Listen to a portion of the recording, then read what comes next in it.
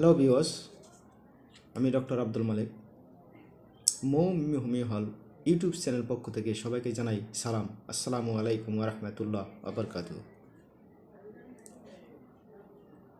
প্রতিদিনের ন্যায় আজকেও হাজির হয়েছে একটা নতুন বিষয়, নতুন ভিডিও নিয়ে। আজকে ভিডিওর আলোচনার বিষয় রিউম, একটা হোমিও মেডিসিন।